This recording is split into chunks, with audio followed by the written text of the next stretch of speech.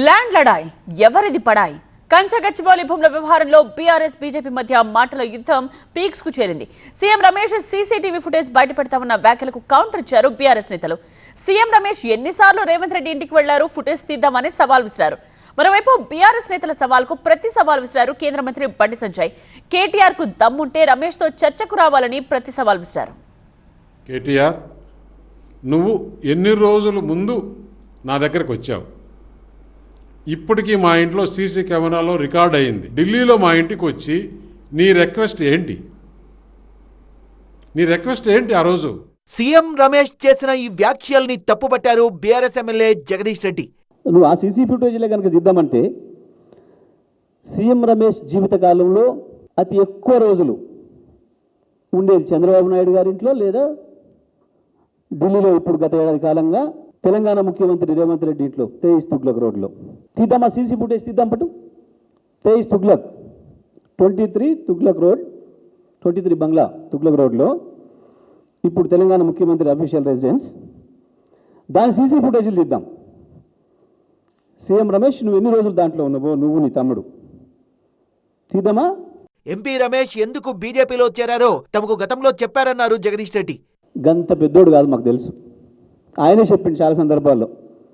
చీచి గీ BJP party నేను ఎట్లుంటానా, నన్ను మా సుజనా చౌదరిని చెయ్యి విరిచి ఆర్మ్ ట్విస్ట్ చేసి తీసుకుపోయారు. మమ్మల్ని ఈడీలు వేస్తాం, మమ్మల్ని ఇండ్లేస్తాం భయపెట్టి తీసుకుపోయిన పార్టీ. నేను ఎప్పటికీ చంద్రబాబు మనిషిని, మా అభిమాన నాయకుడు చంద్రబాబు తప్ప ఇది కాదు లేదు పేర్కొంటున్నా. కానీ అందులో భౌతికంగా అందులో ఉన్నాడు, ఆత్మ చంద్రబాబు దగ్గర ఉంటుంది. చంద్రబాబు శిష్యుడు రేవంత్ కాబట్టి ఇటు కూడా సగం ఆత్మను ఇచ్చిండు. సీసీ ఫుటేజ్ సిద్ధమాను సీఎం రమేష్, తీద్దామా తేజ్ తుగ్లక్. కవితకు బెయిల్ ఇచ్చింది కోర్టు అన్నారు జగదీష్ రెడ్డి. కవిత జైలుకు పోతే ఈయన బెయిల్ ఇప్పిస్తాడనట. నవ్వుకోరా ఎవడన్నా? అసలు తలకాయకి బోడిగుండికి లింక్ అంటారు కదా. కవిత జైలుకు పోతే బెయిల్ ఇచ్చేది కోర్టు. జస్టిస్ గవాయ్ గారు మొన్న కేరళలో మాట్లాడుకుంటూ చెప్పిండు కవిత గారు బెయిల్ గురించి. బెయిల్ న్యాయబద్ధమైంది, చట్టబద్ధమైంది, అందుకే బెయిల్ ఇచ్చిన అనే మాట చాలా స్పష్టంగా చెప్పిండు. దీని మీదనే మాట్లాడినందుకు రేవంత్ రెడ్డికి సుప్రీంకోర్టు చీవాటు కూడా పెట్టింది, తప్పైందని అవిడబిడి కూడా వేసాడు. అసలు కేటీఆర్ కు ఎమ్మెల్యే టికెట్ ఇప్పించిందే సీఎం రమేష్ అన్నారు కేంద్ర మంత్రి బండి సంజయ్. కేసీఆర్ కొడుకు కేసీఆర్ గారు టికెట్ ఇవ్వలే. అక్కడ సుధాకర్ గారు పోటీ చేస్తే ఇదే కేసీఆర్ కొడుకు పోయి సీఎం రమేష్ గారు కలిసి రమేష్ గారు వచ్చి కేసీఆర్ కలిసారు. అరే కేటీఆర్ పోటీ చేస్తారంటే వద్దు అరే గెలవడు అని చెప్పన్నారు. గెలవడు అన్న కేసీఆర్ సీఎం రమేష్ గారు ఎట్లా ఒప్పించారు? కేసీఆర్ గారు ఒప్పించి సుధాకర్ గారు డ్రా చేయించారు. సీఎం రమేష్ గారు చేసిన ఆర్థిక సాయంతోనే నువ్వు ఎమ్మెల్యే అయినవు. ఇవాళ కేటీఆర్ అవినీతిని సాక్ష్యాలతో సహా నిరూపించేందుకు సీఎం రమేష్ తాను సిద్ధమన్నారు బండి సంజయ్. కరీంనగర్ వేదికన హైదరాబాద్ వేదికన చర్చకు నువ్వు సిద్ధమా?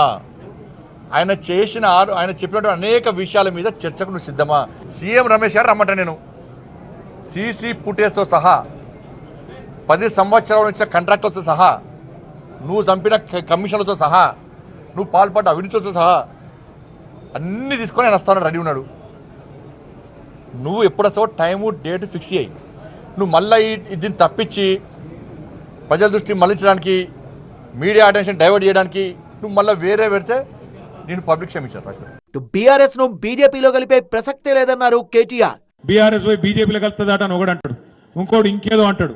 ఎక్కడ పోదు బీఆర్ఎస్ కేసీఆర్ ఇంకొక 50-100 ఏళ్ళు మీకు సేవ చేసుకుంటూ మీతోనే ఉంటది. తెలంగాణ ఉన్నంత కాలం బీఆర్ఎస్ పార్టీ ఉంటది. ఎవ్వంతో కలిసే కర్మ మనకు లేదు. బ్రహ్మాండంగా పని చేసుకుంటూ మీ దయ ఉన్నంత కాలం, మీ ఆశీర్వాదం ఉన్నంత కాలం, మీరు పని చేయమన్నంత కాలం పని చేసుకుంటూ పోతూనే ఉంటాం. మళ్ళొక్కసారి మంచి రోజులు రావాలి ఈ రాష్ట్రంలో పేదోళ్ళ కంటే. కేసీఆర్ గారు తిరిగి ముఖ్యమంత్రి కావాలి. దానికోసం అందరం కష్టపడదాం, అంకిత భావంతో పనిచేద్దాం. రమణారెడ్డి గారి నాయకత్వంలో భూపాలపల్లిలో బ్రహ్మాండంగా మీరందరూ ముంగటిపోతా ఉన్నారు. మరోవైపు బీఆర్ఎస్ బీజేపీ గొడవల్లో కాంగ్రెస్ ను బద్నాం చేయడం సరికాదంటున్నారు హస్తం పార్టీ నేతలు.